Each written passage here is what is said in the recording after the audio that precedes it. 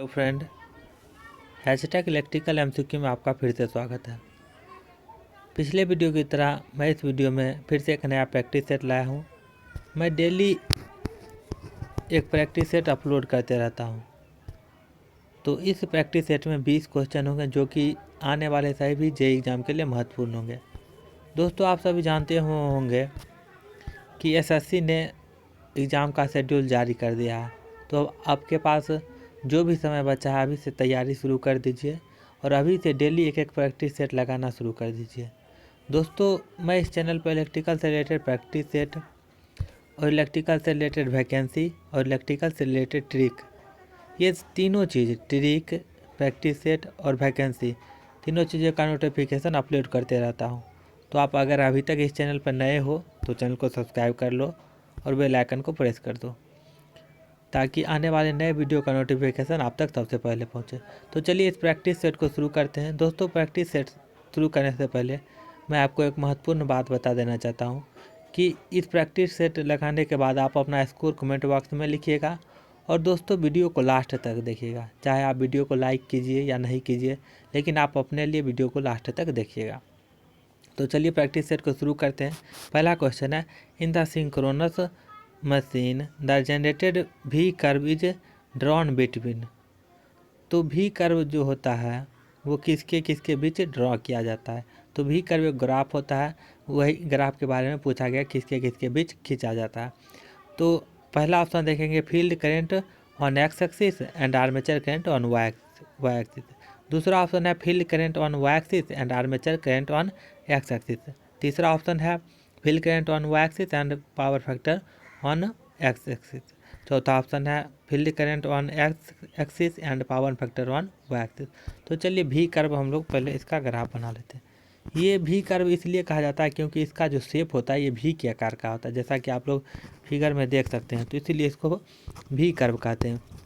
तो भी कर्व में एक्स एक्सिस और वाई एक्सिस, तो एक्स एक्सिस को जो हम लोग दर्शाते हैं उस पर फील्ड करंट को और वाई एक्सिस पर जो होता है आर्मेचर करंट होता है, तो इसी के बीच खींचा जाता है। तो आप देखेंगे अगर ऑप्शन, तो field current on X axis and armature current on Y axis, तो ऑप्शन ये मैच कर रहा है, तो ऑप्शन बी इसका सही आंसर होगा। नेक्स्ट क्वेश्चन है, in the synchronous generated inverted भी कर्व इज ड्रॉन बिटवीन। तो दोस्तों, अभी इससे पहले वाले क्वेश्चन में हम लोग भी कर्व देखे थे। तो भी कर्व फील्ड करंट और आर्मेचर करंट, यानी एक्स एक्सिस पर फील्ड करंट और वाई एक्सिस पर आर्मेचर करंट था, तो इसके बीच खींचा गया था। अब इस क्वेश्चन में पूछा गया इन्वर्टेड भी कर्व। तो इन्वर्टेड भी कर्व क्या होता है, इसमें जो ग्राफ होता है वो भी के शेप के आकार के उल्टा होता है, इसलिए इन्वर्टेड भी कर्व कहते हैं। तो इन्वर्टेड भी कर्व में एक्स एक्सिस और वाई एक्सिस इसमें भी होता है। इसमें एक्स एक्सिस जो होता है वो फील्ड करंट होता है, उसमें भी एक्स एक्सिस फील्ड करंट था, लेकिन वाई एक्सिस जो यहाँ पे होता है वो पावर फैक्टर होता है। तो पावर फैक्टर और फील्ड करंट, यानी एक्स एक्सिस पे फील्ड करंट और वाई एक्सिस पे पावर फैक्टर रहता है। तो अगर हम ऑप्शन देखेंगे तो field current on X axis and armature current and Y axis, तो ये तो भी कर्व का हो गया, यानी कि ये भी कर्व का हो गया पहला क्वेश्चन। तो पहला ऑप्शन गलत हो जाएगा। नेक्स्ट ऑप्शन देखेंगे, field current on Y axis, तो फील्ड करंट वाई एक्सिस पे होता नहीं, ये भी गलत है। Field current on Y axis, ये भी गलत हो गया। Field current on X axis and power factor on Y axis, तो आप ऑप्शन डी देखेंगे तो ऑप्शन डी मैच कर रहा है, तो ऑप्शन डी इसका सही आंसर होगा। नेक्स्ट क्वेश्चन है, a 10 pole 25 hertz alternator directly coupled to an driven by 60 hertz synchronous motor, then the number of poles in synchronous motor. दोस्तों, ये मोटर और अल्टरनेटर दोनों डायरेक्टली कपल्ड है। तो डायरेक्टली कपल्ड होने पर इसका जो स्पीड होगा दोनों का स्पीड बराबर होगा। तो दोनों का स्पीड बराबर होगा, तो दोनों का स्पीड बराबर होगा तो एन एस इक्वल टू, हम लोग फार्मूला जानते हैं, N S equal to 120 F by P. तो दोनों तरफ हम लोग फार्मूला लगा देंगे, यानी कि 120 F1 bye P1 equal to 120 F2 bye P2। तो 120 कैंसिल हो जाएगा। F1 आप लोग देख सकते हैं 25 हर्ट्ज है और P1 10 है। और इधर अगर हम लोग F2 की बात करें तो F2 60 हर्ट्ज है, इधर P2 हमको फाइंड करना है। तो अब आप लोग इसको सॉल्व कर लीजिए। 5 से काटेंगे 5 बार में, 5 से ये 2 बार 5, ये 12, तो P2 इक्वल टू 24 हो जाएगा, P2 इक्वल टू 12 गुने 2, यानी कि P2 इक्वल टू कितना आ रहा है कैलकुलेशन करने के बाद, तो P2 कैलकुलेशन करने के बाद आता है 24। तो इसका जो सही आंसर होगा ऑप्शन ये होगा 24। नेक्स्ट क्वेश्चन है दोस्तों, वही क्वेश्चन फिर से रिपीट हो गया, हाँ वही क्वेश्चन रिपीट हो गया। चलिए अगला क्वेश्चन देखते हैं। What is the maximum value of power factor. तो पावर फैक्टर का मैक्सिमम वैल्यू क्या होता है। तो पावर फैक्टर का मैक्सिमम वैल्यू जो होता है, पावर फैक्टर का सबसे पहले फार्मूला जानेंगे। तो कॉस के साथ एंगल जो होता है वोल्टेज और करंट का, वही पावर फैक्टर होता है। तो जैसे कि आप लोग मान लीजिए वोल्टेज है, ये करंट है, इसके बीच जो एंगल होता है वही उसका कोसाइन एंगल जो होता है वही पावर फैक्टर होता है। तो पावर फैक्टर का मैक्सिमम वैल्यू 1 होता है। तो पावर फैक्टर का मैक्सिमम वैल्यू कितना होता है, 1 होता है। उस समय एंगल फाई कितना होता है, 0 डिग्री। यानी कि ये भी आप जान लीजिए, जितना एंगल फाई कम होगा उतना ही पावर फैक्टर ज़्यादा होगा। तो दोनों बात याद रखिएगा। तो इसमें पूछा गया maximum value of power factor, तो मैक्सिमम वैल्यू पावर फैक्टर 1 हो सकता है, 1 से ज़्यादा पावर फैक्टर नहीं होता है। तो ऑप्शन बी इसका सही आंसर होगा। नेक्स्ट क्वेश्चन है, for a consumer what is the most economical power factor. Option A है 0.25 to 0.5 लैगिंग, ऑप्शन बी है 0.25 to 0.5 लीडिंग, ऑप्शन सी है 0.85 to 0.95 लैगिंग, ऑप्शन डी है 0.85 to 0.95 लीडिंग। तो इसमें तो लैगिंग होगा, क्योंकि लैगिंग पावर फैक्टर लीडिंग की तुलना में अच्छा होगा, तो इकोनॉमिकल होगा। तो लीडिंग पावर फैक्टर और पावर फैक्टर हाई होना चाहिए। लैगिंग पावर फैक्टर और पावर फैक्टर हाई, तो लीडिंग तो देख लीजिए ये होगा नहीं, ये भी नहीं, लैगिंग होगा। और लैगिंग में पावर फैक्टर हाई होना चाहिए, तो लैगिंग में ये तो लो है, ये भी नहीं होगा, ये देखिए हाई है। तो इसका जो सही आंसर होगा 0.85 to 0.85 लैगिंग, ऑप्शन सी इसका सही आंसर होगा। Next question, power factor can be improved by connecting which among these. तो पावर फैक्टर को हम लोग कैसे इम्प्रूव कर सकते हैं। पहला है स्टैटिक कैपेसिटर, दूसरा है रजिस्टर, तीसरा है सिंक्रोनस कंडीशनर, चौथा है बोथ एंड सी। तो पावर फैक्टर को हम लोग इम्प्रूव कर सकते हैं स्टैटिक कैपेसिटर लगाकर, रजिस्टर से नहीं, ये गलत हो जाएगा, सिंक्रोनस कंडेंसर इसका भी यूज करते हैं हम लोग। तो सिंक्रोनस कंडेंसर के बारे में थोड़ा सा जान लेते हैं। सिंक्रोनस कंडेंसर क्या होता है। सिंक्रोनस कंडेंसर सिंक्रोनस मोटर होता है, जिसको हम लोग अगर ओवर एक्साइटेड कर दे और इसके शाफ्ट पर नो लोड दे देते, यानी कि शाफ्ट बिना लोड के ही रोटेट करेगा और ओवर एक्साइटेड रहेगा, यानी कि ओवर एक्साइटेड और शाफ्ट पे नो लोड। तो इस कंडीशन में हम लोग इसको सिंक्रोनस कंडेंसर कहते हैं और इसका उपयोग पावर फैक्टर इम्प्रूवमेंट में किया जाता है। तो स्टैटिक कैपेसिटर और सिंक्रोनस कंडेंसर दोनों का यूज पावर फैक्टर इम्प्रूवमेंट के लिए यूज किया जाता है। तो ऑप्शन डी इसका सही आंसर होगा, both and C. Next question है, what is the advantage of static capacitor. तो इससे पहले हम लोग पढ़े थे स्टैटिक कैपेसिटर और सिंक्रोनस कंडेंसर, ये दोनों का यूज कहाँ पे किया जाता है, पावर फैक्टर को इम्प्रूव करने में। लेकिन अब पूछा गया स्टैटिक कैपेसिटर को जो हम लोग यूज करते हैं उसका क्या एडवांटेज है। तो स्टैटिक कैपेसिटर उसका साइज छोटा होता है, लॉस कम होता है, उसका मेंटेनेंस कम होता है, इजी इंस्टॉलेशन होता है। तो आप अगर ऑप्शन देखेंगे तो लो लॉसेस ये भी होता है, इजी इंस्टॉलेशन यानी कि आसानी से स्थापित करते हैं, ये भी सही है, लो मेंटेनेंस भी होता है, ये भी सही है, ऑल ऑफ दी अबव, यानी कि ऑप्शन डी इसका सही आंसर होगा। नेक्स्ट क्वेश्चन है, which DC motor is preferred for machine tool. तो मशीन टूल, ये मशीन टूल जो होता है वो कांस्टेंट स्पीड पर वर्क करता है। तो कांस्टेंट स्पीड के लिए आप लोग सभी जानते होंगे शंट मोटर हम लोग यूज करते हैं। कांस्टेंट स्पीड के लिए शंट मोटर, यानी कि अगर देखें मशीन टूल के लिए तो ऑप्शन डी इसका सही आंसर होगा, शंट मोटर, क्योंकि शंट मोटर कांस्टेंट स्पीड पर रोटेट करता है और मशीन टूल जो होता है वो भी तो कांस्टेंट स्पीड पर वर्क करता है। तो इसका जो सही आंसर होगा ऑप्शन डी होगा। नेक्स्ट क्वेश्चन है, when the speed of DC motor is increased. तो ऑप्शन ए है back EMF increases and current drawn decreases, option B है back EMF decreases and current drawn increases, option C है back EMF and current drawn both increases, option C है D है back EMF and current drawn both decreases. तो चलिए आप relation जानते होंगे DC motor में क्या होता है, एन समानुपाती EB/φ। तो आप देख सकते हैं अगर स्पीड इंक्रीज होगा तो EB भी इंक्रीज होगा, यानी कि अगर स्पीड इंक्रीज होगा तो EB भी इंक्रीज होगा। तो आप देखिए EB इंक्रीज किस ऑप्शन में है, तो आप देख सकते हैं EB इंक्रीजेज, इम तो है इस पहला ऑप्शन में है ई बी इंक्रीजेज है, और दूसरा में बैक ईएमएफ डिक्रीज, तो ये ऑप्शन होगा नहीं। उसके बाद back EMF and current increase ये हो सकता है, और चौथा ऑप्शन देखिए back EMF and current decrease ये भी नहीं होगा, यानी दूसरा और पहला ऑप्शन हो सकता है। अब करंट देखते हैं, तो हम लोग डीसी मोटर में जानते हैं V इक्वल टू क्या होता है, E B plus I A R A, तो आई ए बराबर V माइनस ई बी बटे आर ए हो जाएगा। तो ई बी का वैल्यू हम लोग देखे बढ़ रहा था, ई बी का वैल्यू बढ़ेगा तो करंट का वैल्यू क्या होगा, करंट का वैल्यू घटेगा। तो यानी कि ई बी बढ़ेगा और करंट घटेगा। तो अगर ऑप्शन देखें तो E back EMF increase and current decrease है, तो ऑप्शन ए इसका सही आंसर होगा। नेक्स्ट क्वेश्चन है the fusing current of a fuse depends on it. Option A है material and its length, option B है length and its diameter, option C है material and dimension, option D है material length and diameter. तो current जो होता है वो resistance पर डिपेंड करता है, और रेसिस्टेंस पर डिपेंड करता है, लेंथ पे डिपेंड करता है, क्रॉस सेक्शनल एरिया पर डिपेंड करता है, मटेरियल पर डिपेंड करता है, इन सभी चीज़ों पर डिपेंड करता है, डायमीटर पर भी डिपेंड करता है।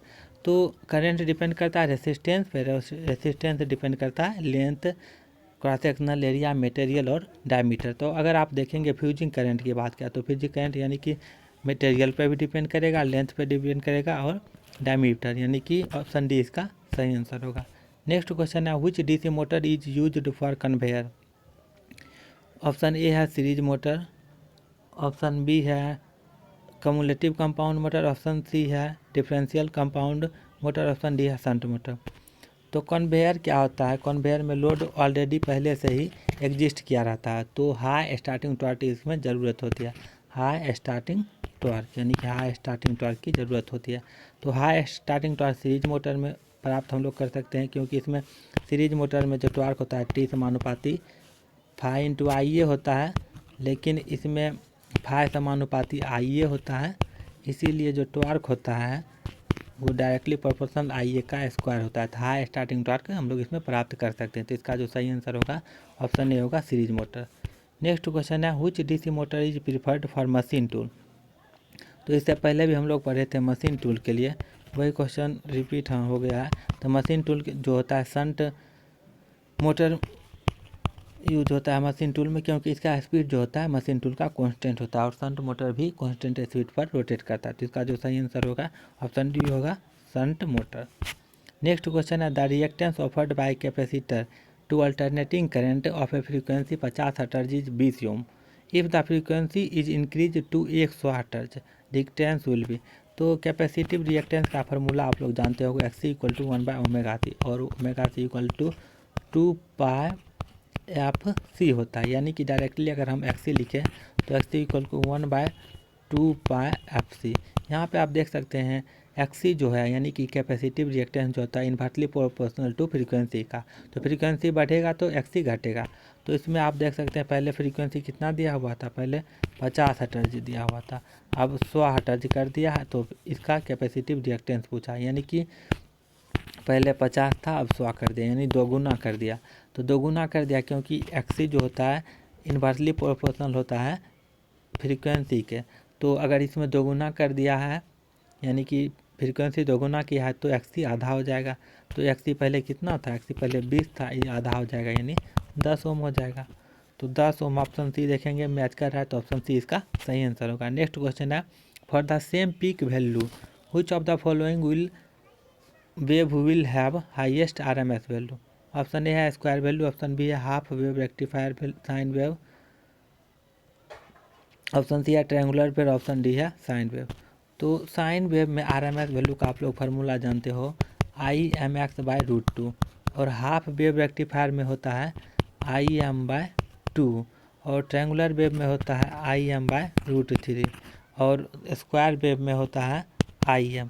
तो सबसे ज़्यादा आप लोग देख सकते हो IM है, क्योंकि ये भी छोटा ही है, ये भी छोटा है, ये भी छोटा है, लेकिन सबसे ज़्यादा IM है।